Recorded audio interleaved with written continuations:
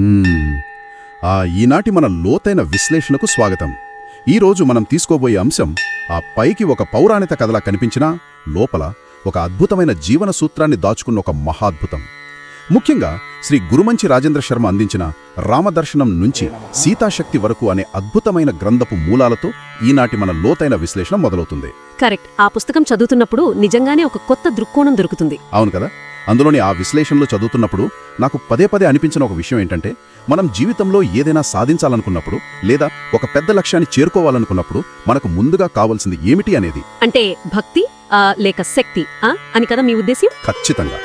ఈ రెండింటిలో ఏది ముందుండాలి, అసలు ఈ రెండింటికి మధ్య ఉన్న సంబంధం ఏమిటి అనే ప్రశ్నలకు సమాధానం వెతకడం కోసమే మనం ఆంజనేయస్వామి జీవితాన్ని ఒక కేస్ స్టడీలా తీసుకోబోతున్నాం. సరే, దీన్ని కాస్త విడమర్చి చూద్దాం. తప్పకుండా. ఈ భక్తి శక్తి అనేవి వేరువేరు కాదు, ఒకదానికొకటి ముడిపడి ఉన్న ఒక ప్రయాణం అని మనం ముందుగా అర్థం చేసుకోవాలి. మనం రామాయణాన్ని కేవలం ఒక కథగా కాకుండా సనాతన ధర్మంలో దాగి ఉన్న ఒక స్పష్టమైన ఆధ్యాత్మిక క్రమంగా చూడాలి. అంటే ఒక ప్రాక్టికల్ గైడ్ లాగా? అవును.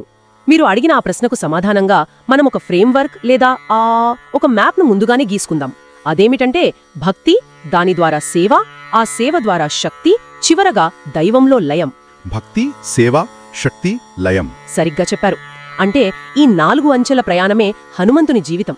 ఈ క్రమాన్ని మనం అర్థం చేసుకుంటే అసలు ఏ సాధనకైనా పునాది ఎక్కడ పడాలి, అది ఎలా విస్తరించాలి అనేది చాలా స్పష్టంగా వినేవారికి అర్థమవుతుంది. ఇది వినడానికి చాలా క్లియర్గా ఉంది. దీని మనసులో ఉంచుకుని మనం రామాయణంలోకి వెళితే మొదటడుగు భక్తి దగ్గరే పడాలి కదా. అవును, అక్కడే మొదలవుతుంది. కిష్కింధాకాండంలో ఒక అద్భుతమైన సన్నివేశం ఉంది. ఆ రాముడు, లక్ష్మణుడు అడవిలో సీతమ్మ కోసం వెతుకుతూ వస్తుంటే సుగ్రీవుని మంత్రిగా ఉన్న హనుమంతుడు ఒక బ్రాహ్మణ వేషంలో వెళ్లి వాళ్ళని కలుస్తాడు. అవును, తొలి కలయికది. అక్కడ వాళ్ల మధ్య జరిగిన సంభాషణ చాలా ఆసక్తికరంగా ఉంటుంది. సాక్షాత్తు శ్రీరాముడే హనుమంతుని మాట తీరుకు మంత్రముగ్ధుడైపోతాడు కదా. అవును. సాధారణంగా ఒక రాజు మరో రాజు దూతను కలిసినప్పుడు కేవలం ఆ రాజనీతి గురించే మాట్లాడుకుంటారు. కానీ ఇక్కడ రాముడు లక్ష్మణుడితో హనుమంతుని గురించి చెప్పిన మాటలు చూస్తే అదొక వేరే స్థాయి దర్శనం అనిపిస్తుంది కదా. నిజమే. ఆ సన్నివేశాన్ని మనం చాలా లోతుగా పరిశీలించాలి. ఎందుకంటే అది కేవలం ఇద్దరు వ్యక్తుల పరిచయం కాదు, ఒక జీవాత్మ తన పరమాత్మను గుర్తించిన తొలి క్షణమది. జీవాత్మ పరమాత్మను గుర్తించడం అద్భుతమైన మాట ఇది. అవును. హనుమంతుడు మాట్లాడిన విధానాన్ని చూసి రాముడు కేవలం ఇతను చాలా బాగా మాట్లాడుతున్నాడు అని అనలేదు. ఆ వాక్చాతుర్యం వెనుక ఉన్న అసలైన జ్ఞానాన్ని, ఆ జ్ఞానం వెనుక ఉన్న సంపూర్ణతను గుర్తిస్తూ లక్ష్మణుడితో ఒక అత్యద్భుతమైన సంస్కృత శ్లోకం చెబుతాడు. ఆ శ్లోకమేమిటో చెబుతారా? తప్పకుండా. నాన్ ఋగ్వేద వినీతస్య నా యజుర్వేద ధారిణః నా సామవేద విదుషః శక్యమేవం విభాషితుం. దీని అర్థమేంటో కొంచెం విడమర్చి చెబుతారా? దీని అర్థాన్ని మనం చూస్తే ఋగ్వేదం, యజుర్వేదం, సామవేదం ఈ 3 వేదాలను క్షుణ్ణంగా చదివి వాటిని పూర్తిగా ఆకళింపు చేసుకోనిదే ఎవరు ఇంత స్పష్టంగా దోషరహితంగా మాట్లాడలేరు అని రాముడంటాడు. సో ఇక్కడ నాకు ఒక చిన్న ప్రశ్న వస్తుంది. అడగండి. వేదాలు చదివిన వాళ్ళు ఆ కాలంలో చాలా మందే ఉండి ఉంటారు కదా. కేవలం కొన్ని మాటలు మాట్లాడగానే రాముడేకంగా 3 వేదాల ప్రస్తావన ఎందుకు తెచ్చాడు? మంచి ప్రశ్న ఇది. అంటే హనుమంతుని మాటల్లో కేవలం పాండిత్యం కాకుండా మరేదో ఒక అసాధారణమైన స్పష్టత ఉందనే కదా దాని అర్థం. సరిగ్గా అనే పాయింట్ ఇక్కడ మనం పట్టుకోవాల్సింది. వేదాలు చదవడం అంటే కేవలం శ్లోకాలను బట్టి పట్టడం కాదు, ఆ జ్ఞానాన్ని తన ఆచరణలో పెట్టడం, తన అస్తిత్వంలో కలుపుకోవడం. ఒక రకంగా చెప్పాలంటే ఆచరణాత్మక జ్ఞానం. అవును. మనం ఈ రోజుల్లో చూస్తుంటాం కదా, పెద్ద పెద్ద డిగ్రీలున్నంత మాత్రాన వారికి పూర్తి విజ్ఞానం ఉన్నట్లు కాదు. ఆ జ్ఞానం వారి నడవడికలో, వారి మాటల స్పష్టతలో, వారి ప్రవర్తనలో ప్రతిఫలించాలి. రాముడు హనుమంతుల్లో చూసిందదే అంటారు. అవును, ఆ స్వచ్ఛతను చూశాడు. ఇక్కడ ఇంకో ఆసక్తికరమైన విషయం ఏంటంటే, ఈ పరిచయం జరిగిన వెంటనే హనుమంతుని హృదయంలో ఒక మార్పు వస్తుంది. ఎలాంటి మార్పు అంటారు? తన ఇష్ట దైవాన్ని కలుసుకున్నానని ఆయన అంతరంగానికి అప్పుడే స్పష్టమైపోతుంది. అక్కడే భక్తి అనే బీజం పడుతుంది. భక్తి అనే బీజం పట్టడం మనం ఇందాకనుకున్న మ్యాప్లో మొదటి అడుగు ఇక్కడే పడిందన్నమాట. ఖచ్చితంగా. సనాతన ధర్మం చెప్పేది కూడా ఇదే. ఏదైనా ఒక అన్వేషణ మొదలుపెట్టాలంటే మన హృదయంలో ఒక స్థిరమైన ఆధారం ఏర్పడాలి. ఆ ఆధారమే పరమాత్మ దర్శనం. ఇది వినేవారికి చాలా ప్రాక్టికల్గా అనిపిస్తుంది. ముందుగా ఒక ఆధారం ఉండాలి. సరే, పరిచయం అయిపోయింది, ఆ భక్తి ఏర్పడింది. కానీ ఆ భక్తి సేవగా ఎలా మారుతుంది అనేది నా తర్వాతి ప్రశ్న. దానికి కూడా సమాధానం రామాయణంలో చాలా స్పష్టంగా ఉంది. సుగ్రీవునితో మైత్రి కుదిరిచిన తర్వాత హనుమంతుడు దినదినాభివృద్ధి చెందుతూ సీతాన్వేషణ కోసం బయలుదేరతాడు కదా. అవును, దానికి ముందు చాలా ఘట్టాలున్నాయి. కాని ఆ ప్రయాణంలో లంకా ప్రవేశం, ఆ తర్వాత రావణుడి సభలో హనుమంతుడు నిలబడిన తీరు చూస్తే మనకొక రకమైన ఆశ్చర్యం కలుగుతుంది. నిజమే. అంతటి బలశాలి ఒక శత్రు దుర్భేద్యమైన కోటలో ఒంటరిగా ఉన్నాడు. అప్పటికే అశోకవనాన్ని నాశనం చేశాడు, ఎంతోమంది రాక్షసులను అంతం చేశాడు. అవును, అదొక వీరోచితమైన ఘట్టం. తాను తలుచుకుంటే ఆ రావణుణ్ణి అక్కడికక్కడే ఎదుర్కోగల సత్తా ఉన్నవాడు. కాని ఆయన ఏమంటాడంటే, నేను వాయుపుత్రుడినను, గొప్ప యోధుడిననో తన గురించి తాను ప్రగల్భాలు పలకడు. అదే ఆయన గొప్పతనం. ఎంతో వినయంగా తనను తాను కేవలం ఒక దాసుడిగా పరిచయం చేసుకుంటాడు. ఈ మార్పు అసలు ఎలా జరిగిందంటారు? ఆ మార్పు వెనుకున్నదే సనాతన ధర్మంలోని మరొక గొప్ప రహస్యం. రావణ సభలో హనుమంతుడు పలికిన ఆ మాటలు ఆయన అసలు సిసలైన ఆధ్యాత్మిక స్థితిని మనకు తెలియజేస్తాయి. ఆ శ్లోకమేంతో తెలుసా? మీరు చెప్తే వినాలనుంది. దాసోహం కోసలేంద్రస్య రామస్య క్లిష్టకర్మణః. దీని అర్థమేంటో ఒకసారి వివరిస్తారా? తప్పకుండా. ఎలాంటి కష్టమైన పనినైనా అలవోకగా చేయగల కోసల దేశాధీశుడైన ఆ శ్రీరామచంద్రుణ్ణి దాసుణ్ణి నేను అని సగర్వంగా ప్రకటించాడక్కడ హనుమంతుడు. తన బలాన్ని కాకుండా రాముడి బలాన్ని గురించి చెబుతున్నాడు. అవును, ఇక్కడ మనం గమనించాల్సిన ఒక సూక్ష్మముంది. ఒక వ్యక్తికి అపారమైన బలం ఉన్నప్పుడు సహజంగానే అహంకారం కూడా తోడవుతుంది. నేను చేస్తున్నాను, నా వల్లనే ఇదంతా జరుగుతోంది, నేనింతటివాడిని అనే భావం వస్తుంది. అది మనుషుల సహజ నైజం కదా. కాని హనుమంతుడు ఆ నేను అనే అహాన్ని పూర్తిగా వదిలేశాడు. దానికి బదులు రామకార్యం నా ద్వారా జరుగుతోంది అనే దాస్యభావాన్ని నింపుకున్నాడు. దీక్ష అంటే కేవలం పూజలు చేయడం కాదు, మరేమిటి? అహంకారాన్ని వదిలిపెట్టి దైవ కార్యాన్ని నిమిత్తమాత్రుడిగా మిగిలిపోవటం. ఇందాక మనం గీసుకున్న మ్యాప్లో భక్తి నుంచి సేవ వైపు అడుగుపడటం అంటే ఇదే. అద్భుతం. ఇది మనం రోజువారీ జీవితాన్ని కూడా చాలా చక్కగా అన్వయించుకోవచ్చు కదా.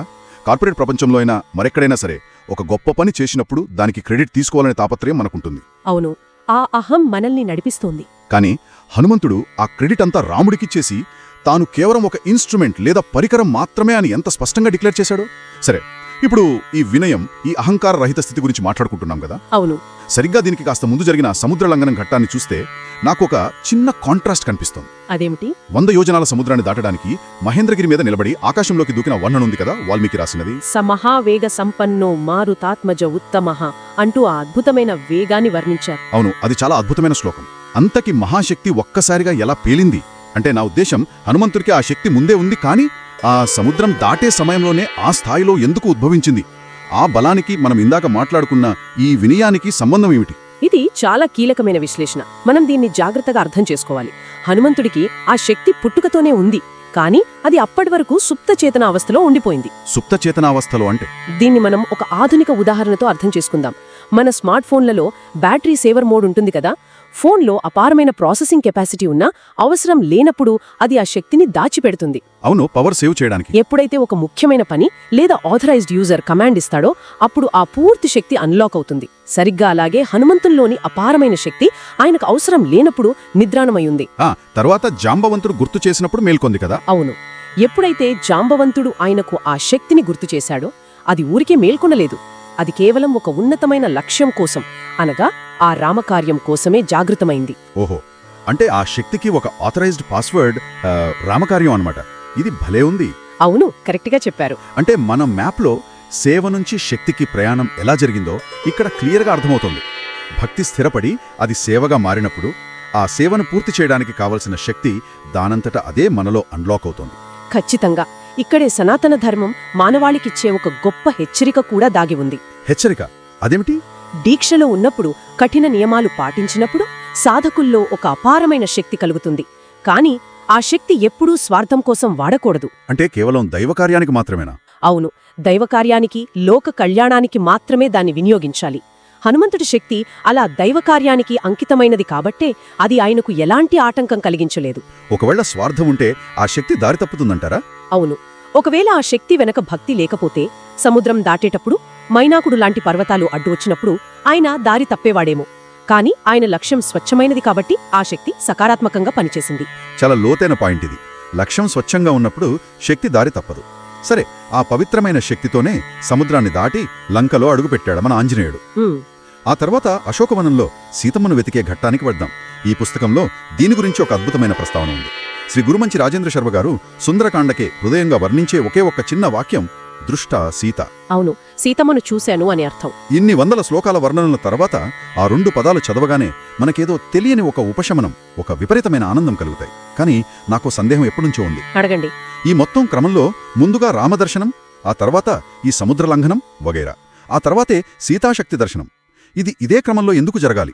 అంటే మీ ఉద్దేశం ముందు సీతమ్మను ఎందుకు కలవలేదని కదా? అవును, హనుమంతుడు తనంతట తానుగానే సీతమ్మను వెతకడానికి వెళ్ళుండొచ్చు కదా. ఈ రామముద్రిక ప్రాముఖ్యత ఏమిటిక్కడ? ఈ క్రమం వెనుకున్న ఫిలాసఫీని అర్థం చేసుకుంటే అసలు సనాతన ధర్మం యొక్క పునాది మనకు అర్థమైపోతుంది.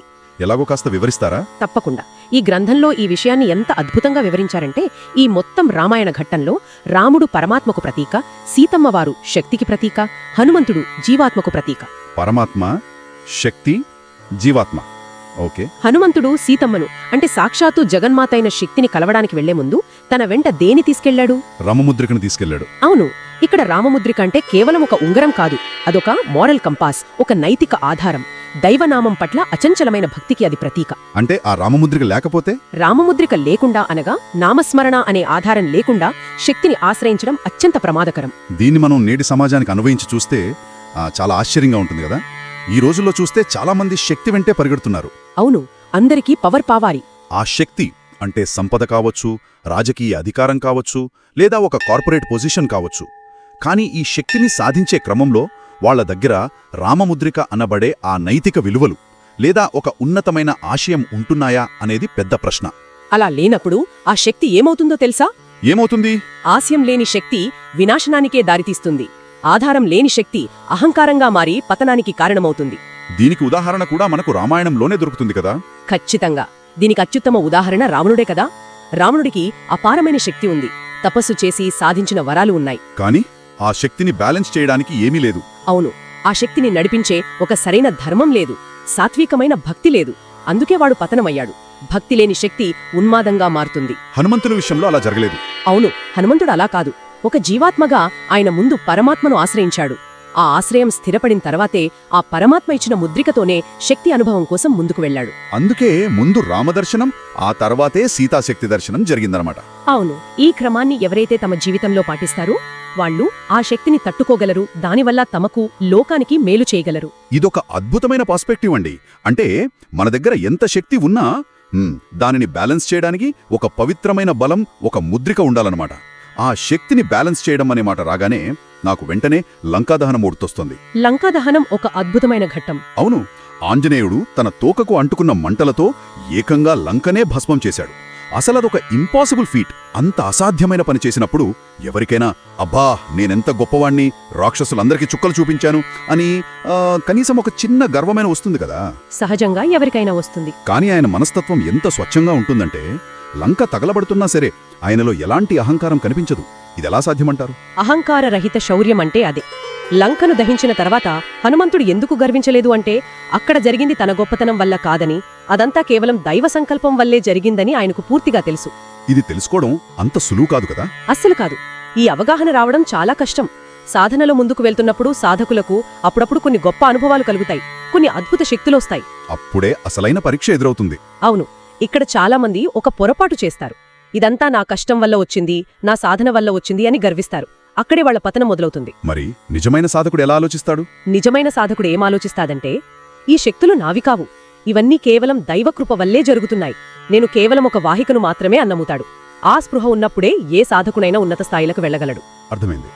తన అస్తిత్వాన్ని ఒక పెద్ద మిషన్లో ఒక చిన్న భాగంగా చూడటం అన్నమాట. సరే, ఇప్పుడు ఈ కథలో అందరికీ ఎంతో ఆసక్తి ఉన్నా కానీ బహుశా ఎవరికి అంతగా అర్థంగాని ఒక విషయం గురించి అడుగుతాను. అడగండి. అసలు ఈ చిరంజీవి తత్వం అనే కాన్సెప్ట్ ఏమిటి? హనుమంతుడెందుకు చిరంజీవి అయ్యాడు? ఇది ఫిలాసఫికల్గా ఎలా వర్కౌట్ అవుతుంది? ఇది నిజంగానే వినేవారి ఆలోచన విధానాన్నే మార్చేసేంత గంభీరమైన విషయం. ఎందుకంటే మనం చిరంజీవి అనగానే కేవలం భౌతిక శరీరంతో ఉండిపోవడం అని మాత్రమే అనుకుంటాం. అవును, కానీ దాని వెనుక కాల ప్రభావాన్ని జయించే ఒక గొప్ప తత్వముంది. మనం జీవితంలో ఏ పని చేసినా దాని వెనుక ఒక సంకల్పం ఉంటుంది కదా. ఖచ్చితంగా. సాధారణంగా మనుషుల సంకల్పమంతా తమ కోరికలు, తమ కుటుంబం, తమ లాభం అనే స్వార్థంతో నిండి ఉంటుంది. ఈ స్వార్థ సంకల్పం ఏం చేస్తుందంటే అది మన కర్మను పెంచుతుంది. కర్మను పెంచితే కాలాన్ని కూడా పెంచుతుందంటారా? అవును, తద్వారా కాలాన్ని పెంచుతుంది, మనిషిని జనన మరణ వలయంలో బంధిస్తుంది. కానీ ఎప్పుడైతే ఒక వ్యక్తి తన స్వంత సంకల్పాన్ని వదిలేసి దైవ సంకల్పంతో లేదా లోక కళ్యాణంతో లయమవుతాడో అప్పుడు కాలం వాళ్ళని ఏమీ చేయలేదు. ఓహో, హనుమంతుని విషయంలో ఇదే జరిగిందన్నమాట. అవును, హనుమంతుని సంకల్పం పూర్తిగా రామసంకల్పంతో లీనమైపోయింది. ఆయనకంటూ వేరే కోరిక లేదు. ఆ లయం వల్లనే కాలప్రభావం ఆయన మీద పనిచేయలేదు. ఆయన కాలాన్ని అధిగమించి చిరంజీవిగా నిలిచిపోయాడు. It's really mind expanding. అంటే కాలాన్ని జయించడం అంటే శరీరంతో బతకడం కాదు, మన కర్మను ఒక యూనివర్సల్ పర్పస్తో మర్జ్ చేయడం అన్నమాట. శ్రీ గురుమంచి రాజేంద్ర శర్మ గారి ఈ విశ్లేషణ నిజంగా అద్భుతం. అవును, నిజంగానే. ఇప్పుడు అర్థమవుతోంది ఆంజనేయ దీక్ష తీసుకునేవాళ్లు ఆ మండల రోజుల పాటు ఎందుకు అంత నిష్టగా ఉంటారు. అందుకే ఆ దీక్ష తీసుకునే వారికి ఒక నియమం ఉంటుంది. శ్వాసలో రా, నిశ్వాసలో మా అంటూ అనుక్షణం నామస్మరణ చెయ్యాలని చెబుతారు. శారీరక కష్టం మాత్రమే కాకుండా మానసిక నిగ్రహం కూడా. అవును, శరీర కష్టం మాత్రమే దీక్ష కాదు, లోపల ఆ పరమాత్మ తత్వాన్ని నింపుకోవడం. అంతరంగంలో శక్తి ఉద్భవించినప్పుడు మరింత మౌనంగా, మరింత వినయంగా ఉండటమే అసలైన దీక్ష. ఈ వినయమే, ఈ సమర్పణా భావమే మనిషిని చిరంజీవిని చేస్తుంది. ఇందాక మనం అనుకున్న మ్యాప్లోని ఆఖరి అడుగు ఆ లయం అంటే ఇదే. సో మనం స్టార్టింగ్లో అనుకున్న ఆ ఫ్రేమ్వర్క్ ఇక్కడతో పూర్తయిందనమాట. అవును, పూర్తయింది. భక్తి, సేవ, శక్తి, లయం. ముందుగా రామదర్శనంతో భక్తి మొదలైంది. ఆ రావణ సభలో దాస్యభావంతో సేవకు పునాది పడింది. ఆ సముద్ర లంఘనంతో శక్తి జాగృతమైంది. చివరికి తన సంకల్పాన్ని దైవ సంకల్పంలో కలపడం ద్వారా లయం సిద్ధి పొందింది. సరిగ్గా చెప్పారు. మీరు చెప్పిన ఈ క్రమమే అసలైన ప్రయాణం. ఈ గ్రంథం ద్వారా మనకు అందించిన ఆచరణాత్మక తత్వం ఇదే. ముందుగా పరమాత్మను పట్టుకుంటే, ఆశ్రయం తీసుకుంటే శక్తి మన వెంటే దానంతట అదే వస్తుంది అనే గొప్ప జీవన సత్యాన్ని ఈ విశ్లేషణ మనకు స్పష్టం చేస్తోంది. అవును, భక్తి నిలిస్తేనే శక్తి నిశ్చలమవుతుంది. ఆ శక్తి నిశ్చలమైనప్పుడే మనిషి జీవితం భయరహితమవుతుంది. అందుకే మనం ఆంజనేయ స్వామిని స్మరించుకునేటప్పుడు కేవలం ఆయన బలాన్ని అడగటం కాదు, ఆయనలోని ఈ లక్షణాలను మనలోకి ఆవాహన చేసుకోవాలి. ఖచ్చితంగా. ఈ విషయాన్ని ఎప్పటికీ గుర్తుంచుకునేలా ఒక అద్భుతమైన శ్లోకముంది, నేను చెప్తాను, వినండి. తప్పకుండా. బుద్ధిర్ బలం యశోధైర్యం నిర్భయత్వ మరోగత అజాడ్యం వాక్పటుత్వం చ హనుమత్ స్మరణాద్ భవేత్. అద్భుతం.